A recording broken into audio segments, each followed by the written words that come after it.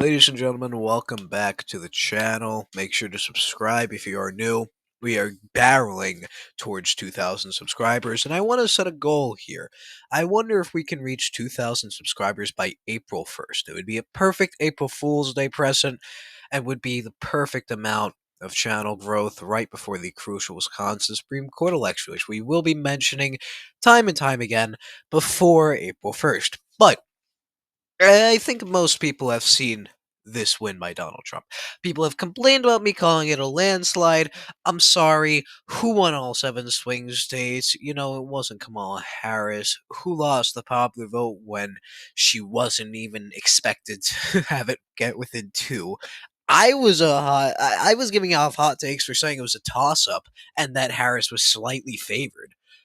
I was it was me uh hot taking myself. I don't even know if I can use hot take as a verb, but it was me being schizophrenic saying that Trump was going to these safe blue states to try to narrow the margins there so he could win the popular vote. Who was right? But this was a commanding win, and whether or not it's a landslide, a mandate, doesn't matter because what we've seen since then is that Democrats' minds are broken. Democrats have gone insane because they were told for so long before Trump won that they had gotten rid of Trump. You can look at all the memes from 2021 and 2020. Like, yes, we got rid of Trump. Finally, Biden defeated Trump. He pulled out all the stops. You spent so much more effort than you were like it's insane how close that election was and how much every dollar that Democrats outspent Trump by mattered. Because, realistically, the way that they were told going in was like, oh, yes, Trump is so unpopular that even Elizabeth Warren or Bernie Sanders or Pete Buttigieg could defeat him. It's just who we want as a party. Of course, the Democratic establishment knew that wasn't the case and they put their thumb on the scale for Biden. But it was such a shock that that election was close at all. Besides for some of the more eccentric Trump supporters, most people expected Trump to lose re-election. And it was a surprise that, when states like Florida weren't even considered swing states, they were seen as that far gone for Trump. He went on to win it by 3. And you saw another upset like that here, where, rather than narrowly eking out a win, Trump destroyed Harris. And more than 2020, more than 2016, Democrats' minds have shattered. Like, it's just incomprehensible to them. And the way that Trump has been portrayed by the left, it makes sense. Trump has been decried as Hitler. Trump is actually I don't think I can say Hitler on YouTube, but that's why you want to subscribe so you can see my next video and support the content even if it gets me demonetized. But Democrats have decried him as every name in the book, every evil that you could think of. So the idea that America would not just narrowly elect that evil, because if Trump lost Wisconsin, Michigan, Nevada, Arizona, and only won through Georgia and Pennsylvania, lost the popular vote by 3 to 4, then you could say, oh, it was circumstance. If the economy were better, then he would have lost big. It was just the squabbles after the debate. But this was such a commanding win that it's not just, oh yeah, it was circumstance is the only reason why Democrats lost. And even though Democrats will sometimes say that, I think deep down they know that it's a monumental shift in the character of America. And that has broken these people's minds so much. And because of that, they want constant fighting with Trump. You saw this at the State of the Union. Democrats were advised not to cause a scene. And of course, our good friend Al Green, um, if I'm not mistaken, uh, gotta look for a district because I'm not very bright. I guess he's from Al Green. Where are you, Al Green? Al Green here, Texas Ninth. That took me a while. That took me much longer than I care to admit. But our good friend Al Green made a show of himself. And when he was censured, I think is how you pronounce it, Democratic leadership told their incumbents to vote with their conscience. Why? MGP, I think Adam Gray might have voted against the censure, but MGP, Swazi, um, and Gillen, these are not the most solidly Democrat seats, and MGP, it's a pretty solidly Republican seat, but at least these two Long Island reps, like, these are pretty Republican trending seats, and especially if Lawler is going to do good, they probably don't want to be seen as extremists. But because of that, because of Democrats trying to strategize, but this disconnect between federal Democrats and the Democratic voter base, which Democratic voter base believes Trump is Hitler and he must be fought on all fronts, and the Democratic establishment, who knows, they're slightly more competent than resist libs on Twitter, that you can't just make asses of yourself. Like, you have to work within the system. There's been quite a disconnect. And because of that, there's been a lot of dissatisfaction with the Democratic Party itself. So, this idea of a new party, a populist party for Democrats, I can't fucking speak, reinvigorate the working class, bring them home, triumph over the establishment on both sides has come up. So I figured, why don't we explore that today? Now, I'll pick a generic group of Democrats here. Um, we'll say, we'll be nice. Josh Shapiro, and then, ooh, uh, Catherine Cortez Masto. Because, both of them are somewhat strong Democrats electorally, a bit more on the moderate appearing side, you know, and they also have relative regional balance. Republicans, of course, will nominate J.D. Vance, the D is capitalized, Vance, Marco, Rubio. I feel like Youngkin could also be the VP, but, well, maybe not. And then the Progressive Party, this is the reason why I am making it now, because I want to show that this is like a progressive third party. You know, we'll pick something like AOC because she is eligible to receive the nomination, and Marcy Captor. Marcy Captor's a bit more. I would I'd struggle to see her on this ticket. That's the problem. You kind of do want to balance the ticket, but you need someone more progressive. I guess maybe AOC's like regional balance here. We'll choose Rel Kana. I guess. I mean, he's not that progressive, but I could see him serving on this ticket. So, how would this affect the election? And by the way, we're gonna assume that Trump's term doesn't go that well. We're trying to make it so that if it's a normal scenario, without the progressive party, like, expect a result around this, or not, not wrong main district. But expect a somewhat, not Alaska. That's another mistake. Um, but expect a somewhat commanding Democrat win in this scenario, and we'll see how this third party factors into things. And I'm gonna once again be generous and say that AOC isn't running as an open progressive, because if she were, then it wouldn't end too well for Democrats. I'm going to say she runs as a populist and tries to steal voters from Vance as well. So, anyways, let's get into it. This is going to be a fun one. So, immediately, I think Vance sweeps a lot of these states. I think there is a good chance that AOC just doesn't have too much appeal here. I mean, these aren't really, they're the Democratic primary electorate is pretty Bernie bro, but like the suburbs of like Kansas, like, I really don't see too many people in Johnson County, flipping to AOC. I still think there could be some bleeding there, but not too much. So I don't think Kansas shifts to that Republican in this scenario. I still think it, maybe bounces back a little bit, but not enough for a 10-point swing. So there we go. It's actually kind of counterintuitive. Where the Progressive Party does best is probably where Democrats lose the most, because I do expect them to take from Democrats when they're factoring into, or when they're appealing to the average working class person, because it is a uniquely Democrat idea. There's no Republicans really like. Yes, we have so much dissatisfaction with Republicans. Let's go form a populist party so we can steal back the label of populism from Trump somehow. So it would solely be an offshoot of the Democratic Party, and I think this would be the baseline of the map. Um, but I could definitely see it getting worse. But once again, we're assuming that Democrats have a pretty good night, and that the benchmark is if this race goes to a runoff, it's probably going to be a somewhat large Democrat win. But we'll see how splitting the vote affects it. So Shapiro, I think he wins California. We'll save Pacific Northwest. Um,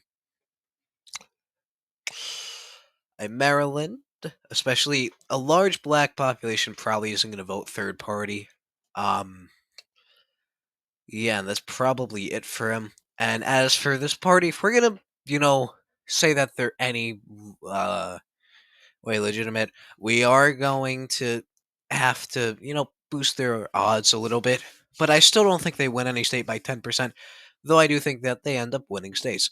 Now, if we go back to JD Vance, I think probably the Rust Belt ends up voting for Republicans by quite a bit. Democrats would take quite a few voters, especially I could see Philadelphia and Detroit specifically, the Democratic margins going down.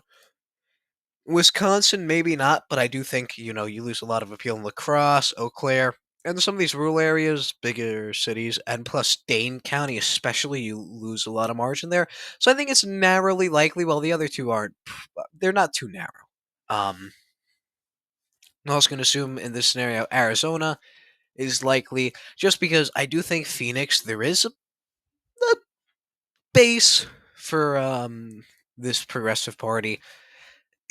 It's hard. I think the state stays neutral.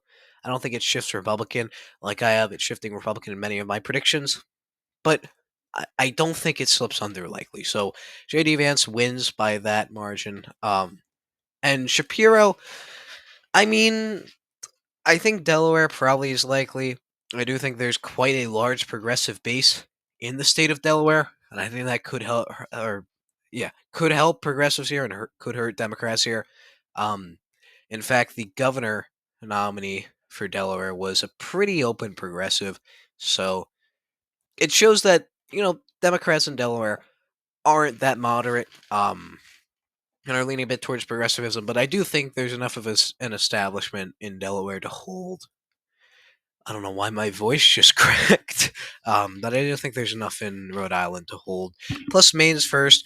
I do think there's some areas here, and obviously, I'm just gonna ignore ranked choice voting because Jesus Christ, I don't want to deal with that. But here, I do think there's some areas, especially Portland and some of the immediate suburbs that I kind of integrate into the city, that could end up being a bit more progressive. But I do think ultimately the overarching suburban, like liberal suburban identity of this district would make it Democrat, though by not as much as you might think. Um, Connecticut, I would see as likely. It's a very suburban state, and I do think this is the margin over Republicans. Well, I think Maine's first, especially with ranked choice voting, could be the margin over Democrats, or not Democrats, over the progressives.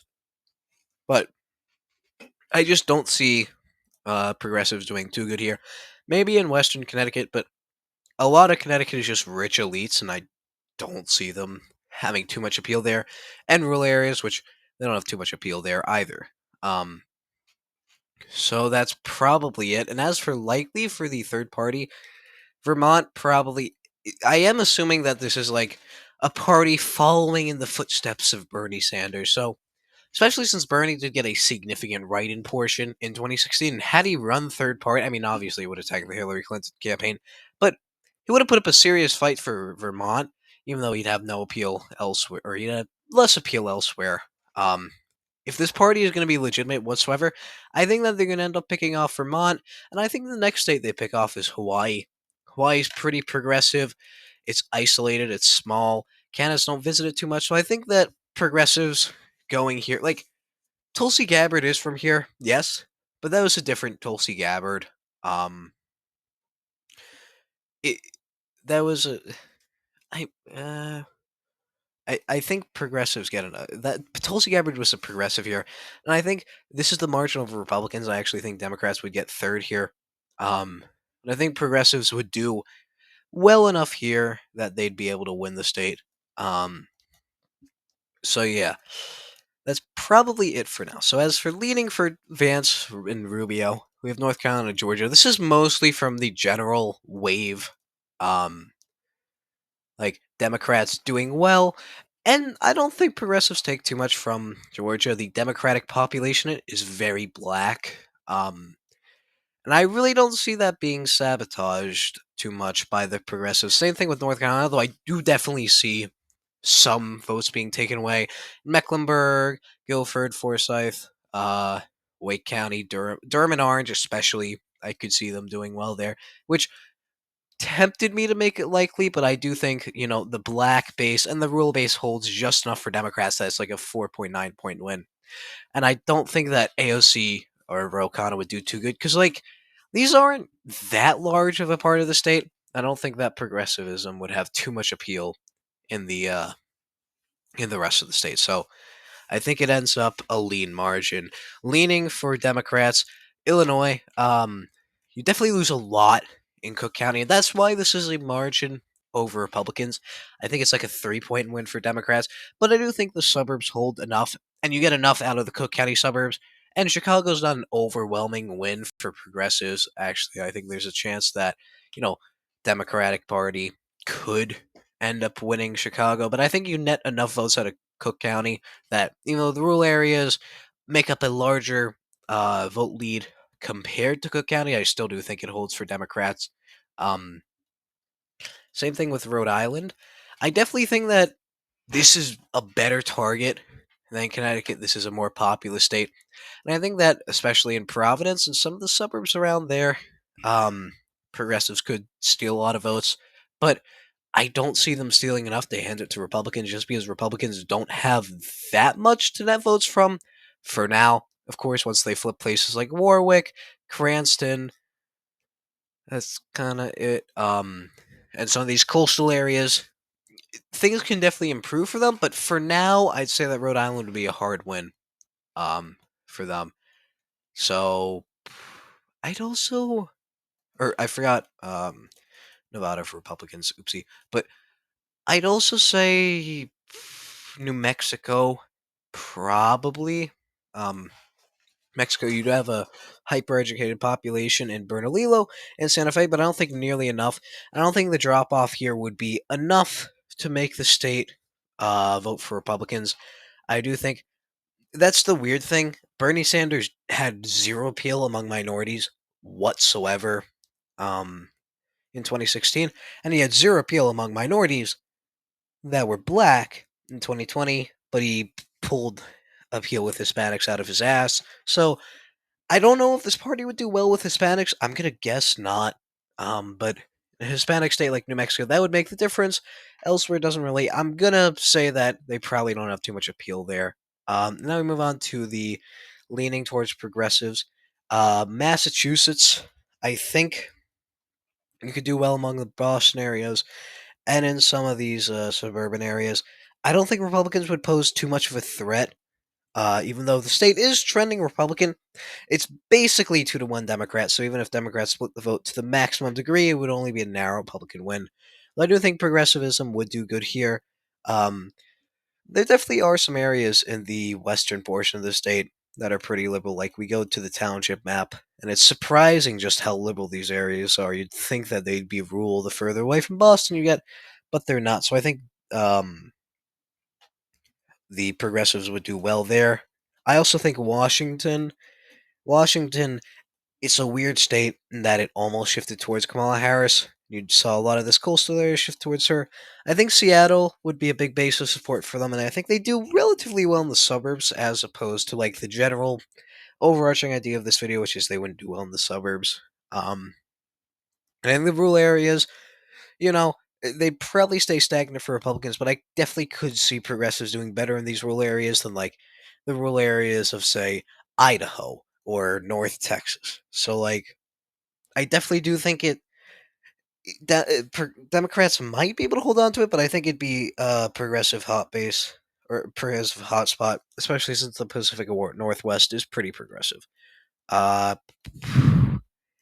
I assume that is Colorado also.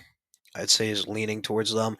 Colorado progressivism does have quite a hold stranglehold over the Denver metropolitan area. All of these rural areas that lean Democrat. Um, there are also some suburban areas which I think could vote Democrat, but the main thing is that Republicans would actually pose a threat here because they're doing well in the Denver area, and they do have some suburban areas and some rural areas that are holding up for them. So it could complicate things, but I do think overall, um, progressives end up winning Colorado, even though it is somewhat suburban, which is kind of counterintuitive. And then we move on to. I mean, I'm just going to fill these out normally because I do see some that I would have as lean. I would never have this many states as tilt. So Maine, I'd say it's leaning towards Democrats in this scenario, especially ranked choice voting, but we're not factoring that in. Just because I do think progressivism takes a lot from Democrats in the southern area, but I do think not as much as you would think. And the rural areas, they don't get too much out of. So I think Democrats would be able to hold, Cumberland and some of these coastal counties would give them a good enough margin to win the state at large. New Hampshire is a mixing pot for the different factions of the Democratic Party. I definitely think Democrats lose a lot among the Connecticut River portion of the state. Uh, the real question as to where the state goes is do they lose in the other urban areas and do they lose in the other suburban areas? I think they lose enough to narrowly give it to Republicans, but I could definitely see it. I One, it's swinging against incumbents, and two, there's not that much of a progressive base to it. And if Democrats are doing well enough in the suburbs, it doesn't matter if progressives win like Lebanon and Hanover. So I could potentially see it voting Democrat, but I think narrowly it'd vote Republican. New York, this is a weird one, especially with AOC on the ballot. Um, I could honestly see it flipping Republican in this scenario, which maximum clickbait. Uh, if you know the vote is split, but I don't think AOC would have too much appeal to the city. And even if you destroy the Democratic margin in the city, I think they get enough barely out of the cities upstate and the suburban areas to narrowly hold on to the state. Though this is the margin over Republicans, so it could potentially flip. New Jersey, I think, especially in the northern areas of New Jersey, Democratic appeal would collapse. So I think it probably is a lean Republican. Virginia, there is a weird progressive appeal to Virginia, um, especially in the northern suburbs, but and Roanoke, but I just don't think it would be enough. Um, like I think the urban areas of Virginia just like Richmond, yes. Richmond's more black, so I don't know. I don't think the progressives would take enough from Democrats here, so I think it ends up leaning Democrat. Minnesota, probably the vote splitting gets to be too much because Democrats really only win because of their margin on a Hennepin. But you saw in the primary how bad Biden did here. And I think it was a narrow Biden county in the 2020 primary. So I definitely do think progressives take a lot here. And in Ramsey, and I think Republicans can do well enough in the rural areas and the suburban areas to win the state by like a 2 point margin. Nebraska's second, I think at the end of the day, I don't know why I keep clicking on that, but I think at the end of the day, it still stays Democrat. Just because you do have Omaha itself, which there's some progressive areas to it. Carrie Eastman was nominated after all, but I do think it's very. There's a lot of government workers there, um, and I just don't see that progressivism appealing to them. I think they're more establishmentarian there. And I think Democrats, no matter what, would be able to do well enough in Omaha, Douglas County itself, to win the district, even if it were by a reduced margin. In Oregon, I think it would narrowly end up going progressive, just because you do have some suburban areas and rural areas that, are Republican in Oregon. But I think progressives would do well enough in Portland, um, and some of these areas that vote for Democrats right now, that they'd be able to narrowly overcome Republicans in the rural areas. Though That's what I'm saying. If this map gets bad for Democrats, like if the votes are split in more inconvenient ways, Oregon, Illinois, New Mexico, um, Maine, even places like Rhode Island, Connecticut could end up flipping. And the big one is New York. New York is a very narrow Democrat win in this scenario, so things could go bad fast if this happens. So if Andrew Yang, you're watching this video, please do this. I would be so happy to see JD Vance win. And remember, this is the best case scenario for Democrats because if I were like, oh yes, we assume that Trump's term goes pretty good, and then Democrats nominate, I don't know, Jasmine Crockett slash P Diddy, like wow, they're going to lose. Like that doesn't make for an interesting scenario. But even here, in a pretty good case, like this is this is 1912 type of politics. Except 1912, you can make the argument that Roosevelt is being petty. Like here, this is just a complete failure to work within the system. Like Trump changed the GOP from the inside. And like all these rumors back in 2023, like, oh yes, Ron DeSantis will win the primary. But then Trump will win third party. Like my own history teacher was telling me, like, let's tester. That's exactly what's gonna happen. He's like 80, so he didn't sound like that. But like, I always knew that was not gonna happen because one, Trump was gonna win the primary, and two, that's not how you change a party. And this more than likely doesn't happen. Um, Progressives are not going to lose their bargaining chips in the Democratic Party. I definitely do think the Democratic Party is more corrupt. Super delegates is the obvious part of it, but like even the fact that I hate Bernie Sanders, he's a grifter, but he was screwed out of the nomination. I definitely think there's more room for dissatisfaction with the Democratic establishment and trying to go somewhere else for that. But this is a completely unrealistic scenario, and I don't think it happens. It would be hilarious if it did, but if if you don't think that Democrats run two candidates, then what do you think happens when you have a brutal primary, candidates are hurling attacks at each other, and then the progressive is nominated? Well, suburbanites will flock away from them. What do you think happens when the opposite is nominated? Maybe, the progressive base, they probably don't turn out for the Republican. Unless JD Vance runs a masterful populist campaign, probably doesn't happen. And they might not vote third party. The Green Party is a joke. They just won't turn out, though. And that's the big thing. Because this level of infighting in a party is not what you want going into a consequential midterm, and it's not what you want because going into a presidential year. Because this is so much more fundamental than the GOP's problems after 2022. The GOP's problems after 2022 were, oh, we lost. I wonder why. I'm gonna point fingers. Oh wait, no, we realized that is because we're idiots, and we immediately worked to solve that because Trump locked up the nomination, used his time to reform the GOP in like sensible ways. Democrats are not doing that, and especially without a unifying figure like Trump, which Trump taking the GOP for a storm and making it really into his own party early 2024 was the perfect thing that happened to them. Is you needed that level of do this and do it now. You needed a concrete leader who told you exactly what to do and how to do it. Democrats don't have that. No one can agree who Democrats' leader is. And I didn't talk about it on the channel at all, but with Kamala Harris likely running for governor of California, which I still don't think she does that, but if she does, Democrats have no one. What are they going to do? Or what are they going to do? Roll out Biden again? So it's a drastic problem for Democrats, and it's one that you probably won't solve. So even if it doesn't manifest in a third party sprouting out of nowhere, it still manifests itself.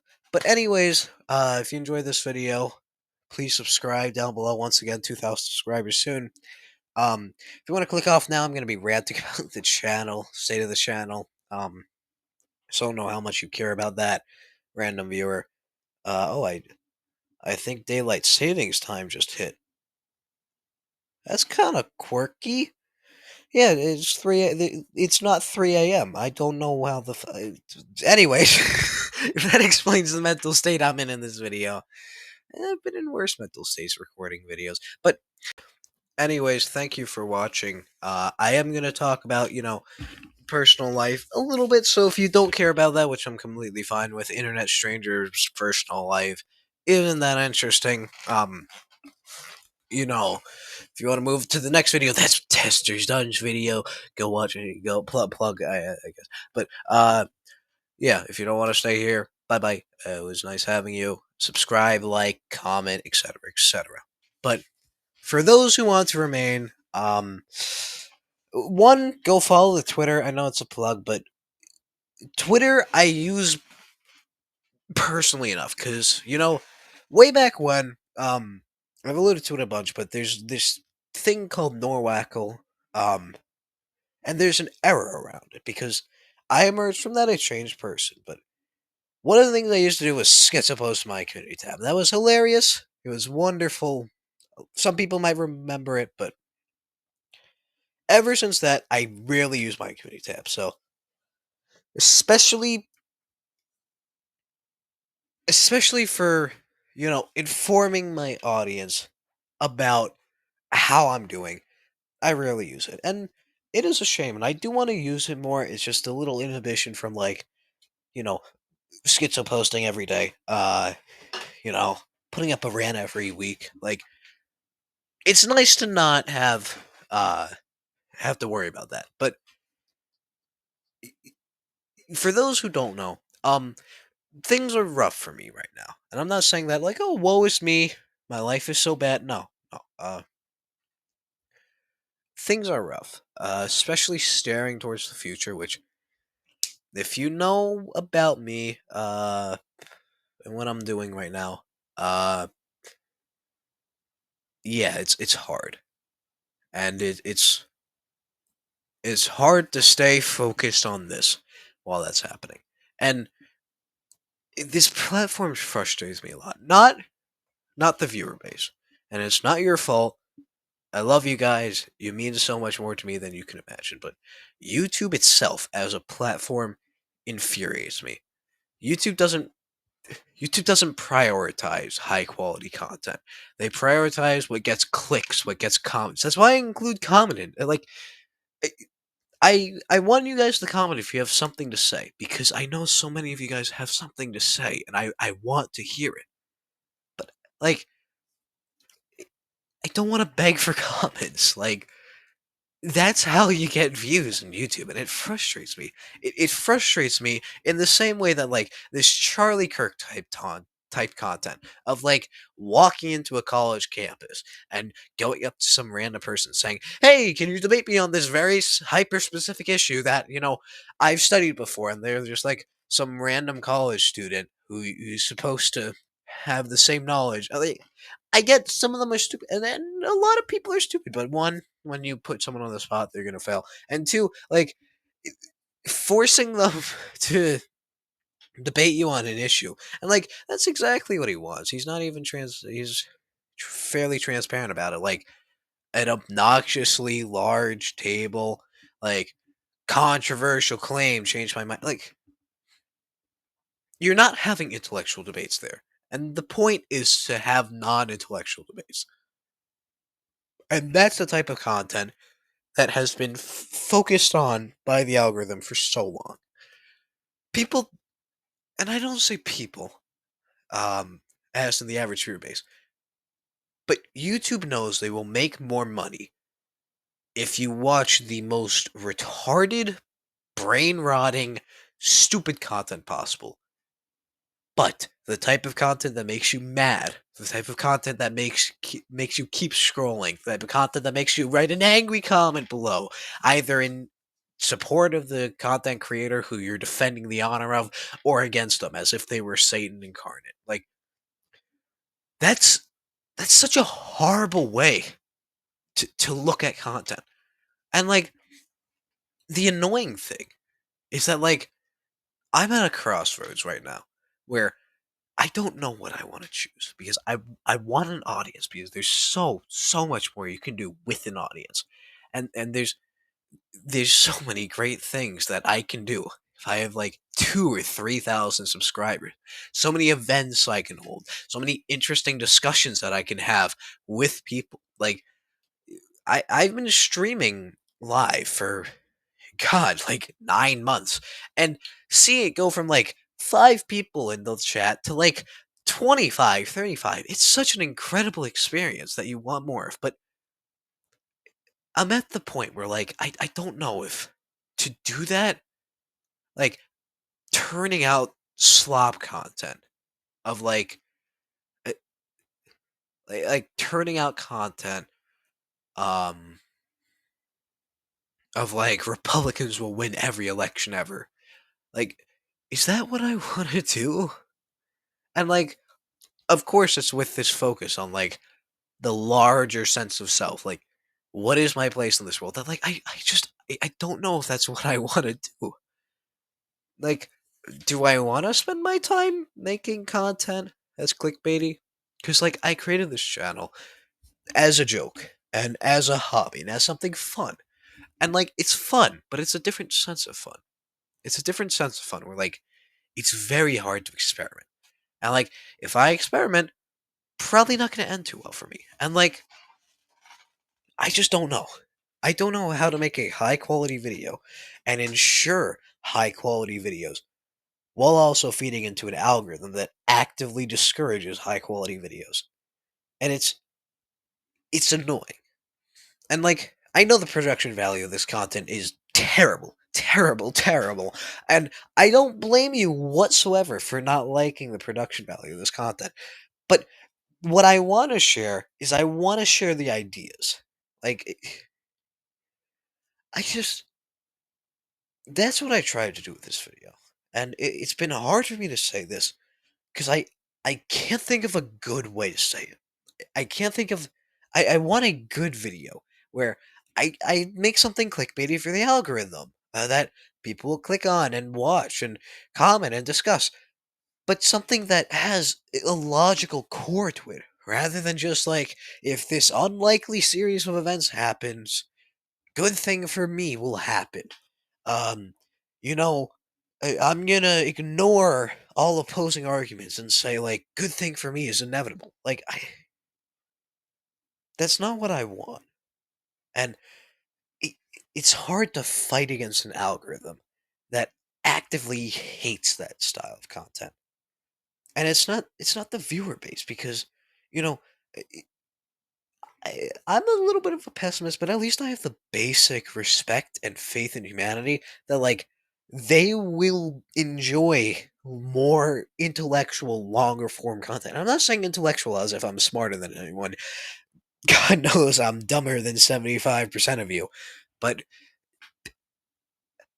I just the algorithm doesn't trust people. And it's infuriating fighting against it. It's infuriating to, make a video that I consider somewhat good, discussing topics that I find interesting.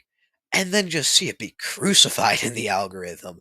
And then set it against all my other popular videos that I hate. And I'm not saying that all my popular videos I hate. I like some of them. It's fun recording most of my videos. But, like, setting it against the videos where I know part of me is stretching it a little bit and like you know the general idea holds but I'm playing it up for the cameras a little bit more. I'm rushing from point to point to cover 10 different tabs worth of information without individually exploring each one, like where I have 5 Wikipedia pages pulled up when each one is a treasure trove of interesting ideas for that race. Like, it annoys me, and it's this little voice in my head where I don't know. I don't know which one I should prioritize. So all I ask is that you bear with me here because real life obviously my life is better than so many people. And I should be grateful for that. But like it's hard for me, so already that's there. And like now, probably because of that, I feel so locked in place by this platform, which is why I want to expand to other places. I just I don't know how. So if you want to help out, if you're not subscribed, subscribe. Um, Especially my live streams. I'm gonna try making those more serious for now, because you guys do seem to like the serious live streams better and like the serious videos. So I'm gonna test that out. We'll see what happens there. Um, yeah. So bear with me. I don't know. I'll try not to miss any more days. Um, it's just it. Yesterday wasn't great, so mea culpa. Anyways, thank you for sitting through. Let me check recording stuff. 10 minutes? 10 minutes of this. You sat through 10 minutes of this. Yeah. Um Sorry. But thank you for watching. It means a lot that anyone made it this far. Or maybe no one makes it this far. And you skip to the end. Which hey, can't blame you. So thank you for watching. Subscribe if you are new. 2,000 subscribers just on the horizon. Woohoo! Yeah. Godspeed. Testers done.